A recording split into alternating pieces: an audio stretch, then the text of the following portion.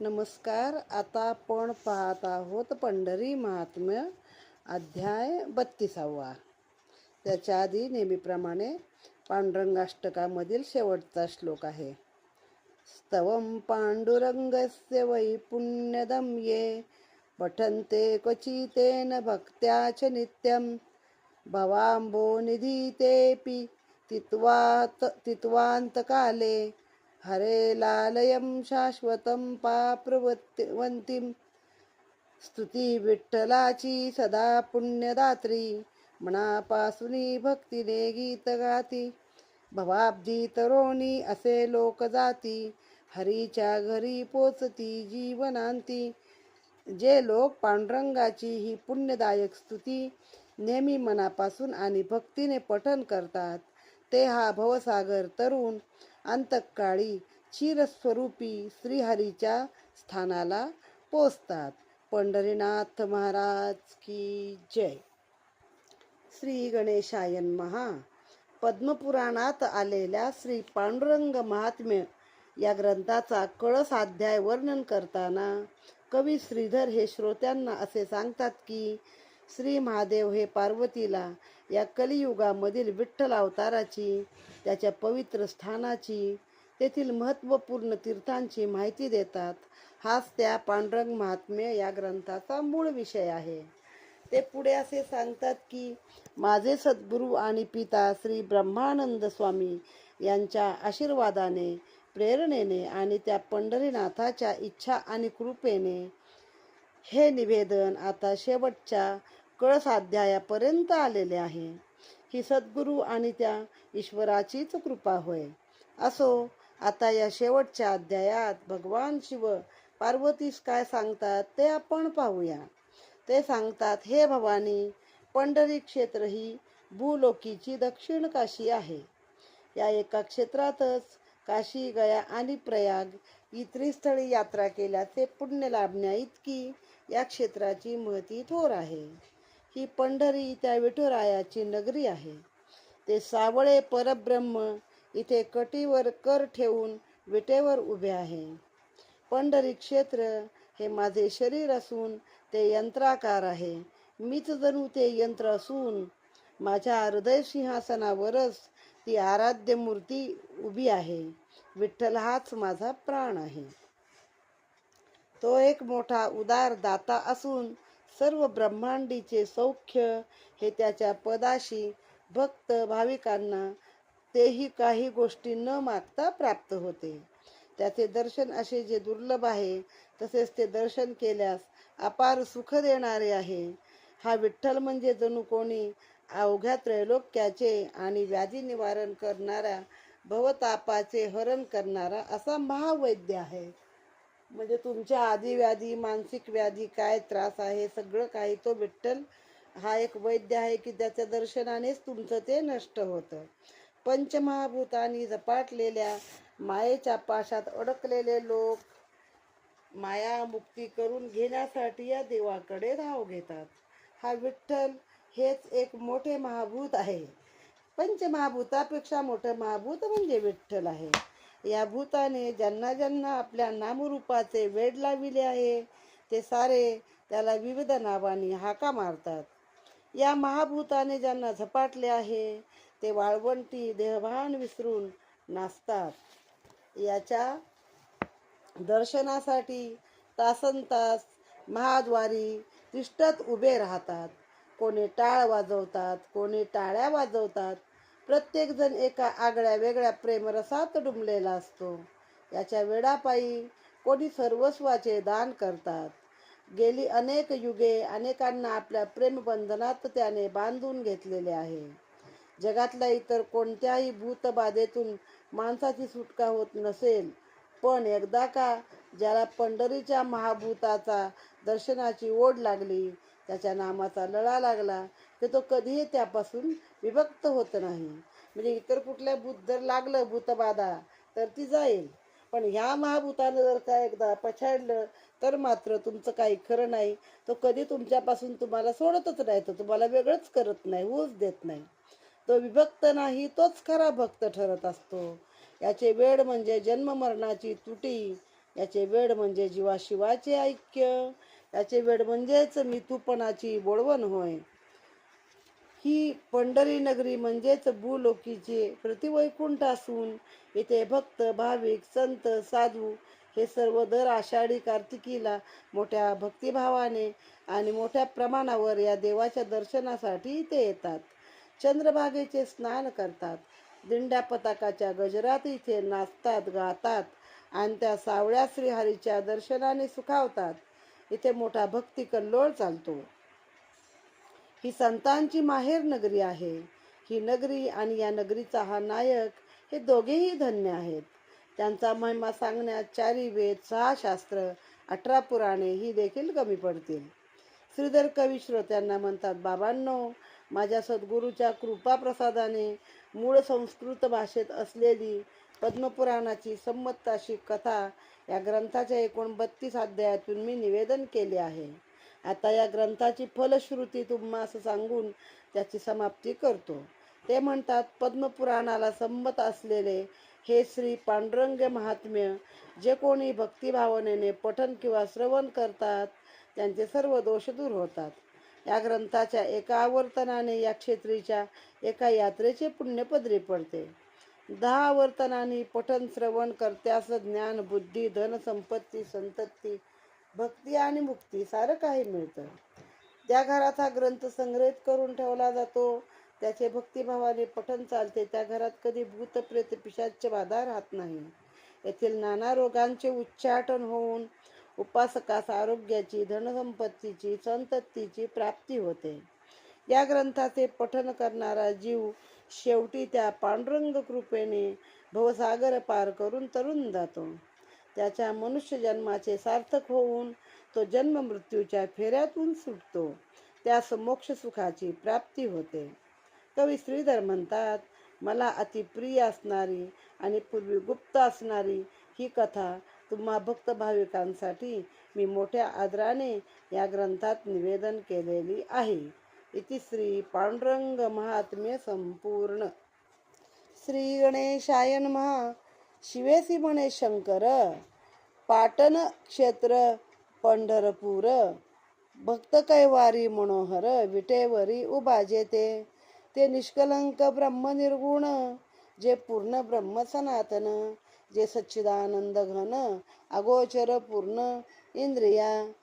शिव म्हणे माझे शरीर, तेची दाणे पंढरी क्षेत्र, मीच झालो यंत्राकार, रमावर मध्ये पै, यंत्रमय क्षेत्र सकळ, मध्ये पीठ श्री विठ्ठल, ते केवळ बिंदू स्थळ, जेथे घन नीळ गुप्तासे, यंत्रावरी सकळ देवता सकळ, त्याची कमल कर्णिका केवळ, मध्यभागी तमाळ नीळ, श्री विठ्ठल उभा असे, की देवता रूप सेवक, उभे जोडून या हस्तक, मध्य रुक्मिणी नायक, धनी समर्थ उभा असे, की सकल देवता याचक सत्य, मध्ये श्री विठ्ठल भाग्यवंत, दाता उदार याचक तृप्त, करी मोक्ष देवोनिया.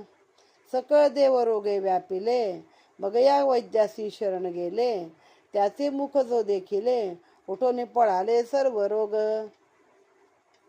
जे पंचमहाभूतानी झडपिले, मायेची या मेळी पडले, तया पंचाक्षरी या शरण आले, पंढरी ये शोधत, याचे देखता चरण, भूते पळतीन लागता क्षण, मोठा पंचाक्षरी रुक्मिणी रमण, करता स्मरण दोष नुरे. हा स्वयं महाअद्भुत महाभूत म्हणजे महद्भूत एक विष्णू विश्वंभरित, सकळ भूते होत जात त्याच्या इच्छे करोन्या. पंढरीचे भूत मोठे, भावार्थी यासी झडपी नेटे, मग ते जाऊ नेदी कोठे, क्षणभर ही आपणा विण. विठ्ठले जैपासून झडपिले, संसार नावडे मन विटले, महद्भूत लागले, वेडे केले तेने पै. देखताच श्री पंढरी, ते भूत संचरे अंतरी, संसारासी बग उरी, कैसी उरेल सांग पा. हे भूत ज्यासी झडपीत, त्याची दशा कैसी होत, उगाच वाळवंटी नाचत, टाळ्या पेटीत आनंदे. त्याचे संगतीस जे लागले ते तैसेच होऊन गेले. एके सप्रेम दाटले एक लोळती गडाबडा. एकाची क्रीडा ऐकती तेव्हा उगेच गदगदा हसती. अवघे एकदा हाक देती तरलो म्हणीत संसार. एक करती धर्म दान तृणासमान लेखती धन. एके धरून बैसले मौन भूते पूर्ण झडपिले. एक फारची बडबडती असंख्य हरिलीला वर्णिती. एक बैसलेच ठाई डोलती अंतर्मुखे करोनिया. एक हरिमुख अवलोकिती डोळ्याची पाती न हलविती. तै नाटले निश्चिती मध भूते झडपिले. एक बैसले समाधिस्थ अंतरी व्यापिले त्या भूते. बाहेर दिसतात भ्रांत झाले विरक्त दाराणी धनी. एक उन्मत्तपणे हिंडती चारी मुक्ती दृष्टी नाणती. हे ब्रह्मांड निश्चिती नाहीत दृष्टी तयाच्या. भूत झडपिले भारी एक झाले ब्रह्मचारी. त्यासी दृष्टीने दिसे नर नारी नाही उरी संसार. एक ग्रस्ताश्रमी परतती परिवार आपला न म्हणती. कुटुंबाची चिंता न करती भूते निश्चिती व्यापिले. या भूतानी संत ज्ञानेश्वर नामदेव तुकाराम एकनाथ या सगळ्यांना ते चारी भावंड निवृत्तीनाथ सोपानदेव मुक्ताबाई आणि अशा अनेक संतांना या भूतानं झडपिलेलं आहे. मग ते आपल्या संसाराची चिंता करतच नाहीत. तो बघून घेईल आपल्याला काय करायचंय. त्यांना फक्त त्याच्या नामाचं वेड आहे. कोणी अगदी डोळ्याची पापणी न लावता त्याच्या मुखाकडे बघत बसतं. बघा आपण पण दर्शनाला गेलो तर किती पाहून किती नको असं त्या मुखाकडे होऊन जातं. तिथं खरं शांत असं वाटतं. त्यावेळी खरं शांती मिळते. कोण जास्त टाळ्या वाजवतंय, कोण नाचतंय त्याच्या नावानं, कोण लोळतंय गडाबडा, कोण मौन बसलंय, कोण बडबड करतंय. असे सगळेजण ह्या भूतानं व्यापलेल्या माणसांची परिस्थिती आहे.